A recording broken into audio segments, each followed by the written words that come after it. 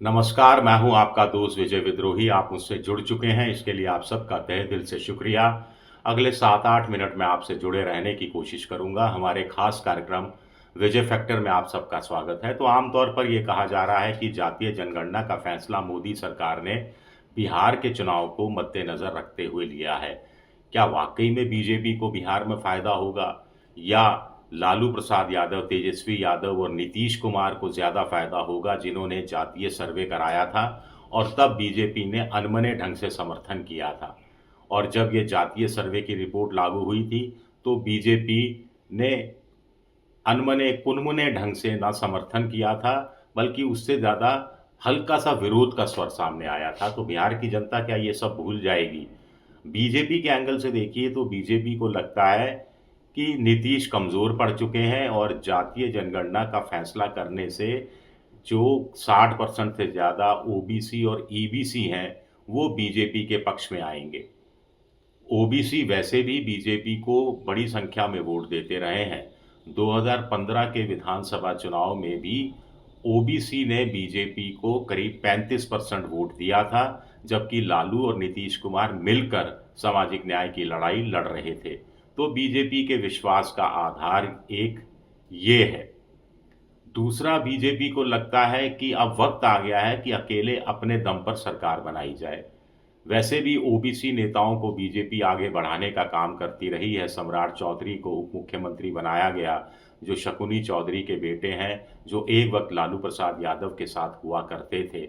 अभी जो मंत्रिमंडल का विस्तार हुआ उसमें भी चुन चुनकर ओबीसी और महादलित और एक्सट्रीम बैकवर्ड क्लास के लोगों को मंत्री बनाया गया। तो बीजेपी को लग रहा है कि अब फसल काटने का समय आ गया है। एक बीजेपी को लगता है बिहार में जो जातीय सर्वे कराया गया उससे पता लगा कि 10.6% ही सिर्फ सवर्ण है, यानी भूमियार हैं, राजपूत हैं, ब्राह्मण हैं, कायस्थ भी जोड़ लीजिए आपको। तो ये 10.6 से आप सत्ता में हासिल नहीं आ सकते। आप किसी नीतीश की बी टीम बनकर ही रह सकते हैं। नीतीश से ज्यादा सीटें ले आएंगे आप, लेकिन वो काम भी नीतीश के साथ मिलकर लड़ने से होगा। अलग अगर आप लड़ेंगे तो आपको वो वोट बैंक नहीं का सहारा या साथ नहीं मिलता जो नीतीश कुमार को मिलता रहा है। तो एक प्रयोग करने की कोशिश बीजेपी कर रही है और बीजेपी को लगता है कि जातीय जनगणना का बाद जो पहला विधानसभा चुनाव देश में होगा वो बिहार में होगा और उसमें वो कामयाबी हासिल कर पाएगी। लेकिन जहां तक दूसरी पार्टियों का बात की जाए तो आम तौर पर यह कहा जा रहा है कि सबसे ज़्यादा फायदा तो नीतीश कुमार को होगा। दूसरे नंबर पर तेजस्वी यादव आएंगे। तीसरे नंबर पर कांग्रेस आएगी, क्योंकि राहुल गांधी ने बड़े बढ़ चढ़कर जातीय जनगणना का मुद्दा उठाया था। जब पार्टी के जो ब्राह्मणवादी या सवर्ण जाति के वो नेता हैं वो भी विरोध कर रहे थे या अनमने ढंग से समर्थन कर रहे थे जातीय जनगणना के सवाल का, मुद्दे का, तो भी राहुल गांधी डटे रहे थे, संसद से लेकर सड़क तक डटे रहे थे और अब उनकी जीत हुई है। और लालू भी राहुल गांधी भी अच्छी तरह समझ रहे हैं कि बीजेपी एक टुकड़ा सा फेंक रही है बिहार की जनता के सामने। इसीलिए वो दबाव डाल रहे हैं कि 50% कैप हटाई जाए, जातीय जनगणना कब कराई जाएगी, पूरा कार्यक्रम घोषित की जाए, प्राइवेट सेक्टर में भी आरक्षण दिए जाने की व्यवस्था की जाए। तो ये दबाव डालने की कोशिश राहुल गांधी की तरफ से की जा रही है ताकि बीजेपी सारा श्रेय ना ले उड़े। और वैसे भी बिहार की जनता के लिए कहा जाता है कि जब तक कोई चीज़ अमल में नहीं आती तब तक वो उस पर यकीन नहीं करते।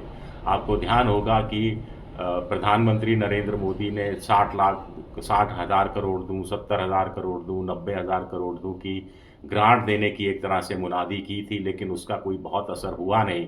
और बीजेपी को चुनाव में फ़ायदा तो हुआ, लेकिन उतना फ़ायदा नहीं हुआ जितना बीजेपी उम्मीद कर रही थी। तो बिहार की जनता आसानी से उम्मीद नहीं, विश्वास नहीं करेगी सिर्फ घोषणा का, जब तक कि घोषणा पर अमल करना बीजेपी की या मोदी सरकार शुरू नहीं करती। दूसरी बात है, नीतीश कुमार को लेकर जातीय सर्वे में सामने आया था कि बिहार में 94 लाख ऐसे परिवार हैं जिनकी मासिक आमदनी 6,000 रुपये से कम है।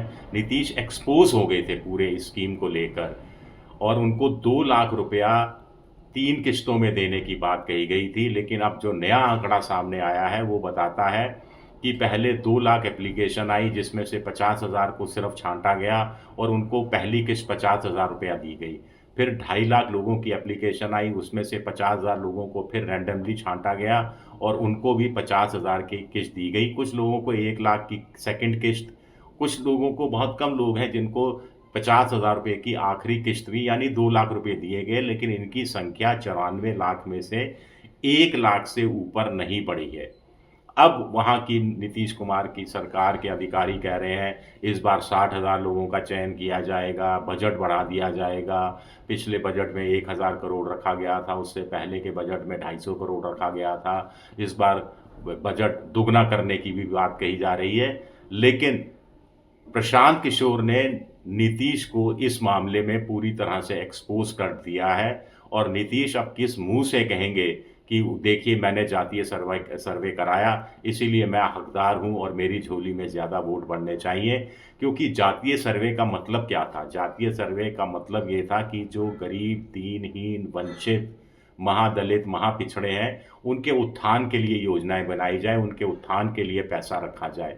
अब आपने जातीय सर्वे करा लिया, आपको पता लग गया कि बिहार में कुल परिवारों का 34.12% 6,000 रुपये से कम कमाता है। आपने बड़ी घोषणा कर दी कि ऐसे 94 लाख परिवारों को 2 लाख रुपया दिया जाएगा और देने की बात आती है तो 1 लाख रुपया। 94 लाख परिवारों में से सिर्फ 1 लाख लोगों को ही 2 लाख रुपए दिए गए, उसमें भी सबको 2 लाख रुपए नहीं मिले हैं, किसी को 50,000 रुपए मिले हैं, किसी को 1 लाख मिले हैं, किसी को 1.5 लाख मिले हैं। तो ये तो 1% से भी कम का आपका स्ट्राइक रेट है। तो ऐसे प्रशांत किशोर ने दूसरी भी योजनाओं की बात कही थी जो महादलितों के लिए या महापिछड़ों के लिए लाई गई थी, लेकिन वो सिर्फ कागज़ पर रही और बीजेपी चूँकि नीतीश कुमार के साथ रही है, तो जो नीतीश कुमार का एक तरह से ये सियासी पाप है, इसका दंड बहुत हद तक बीजेपी को भी भुगतना पड़ेगा। स्थानीय पत्रकारों का कहना है कि अब सवर्ण जाति के वोटरों को तो पूरी तरह से पता लग गया है कि उनका कोई भला होने वाला नहीं है। कोई भी पार्टी जीते, कोई भी गठबंधन जीते, उनका मुख्यमंत्री बनने वाला नहीं है।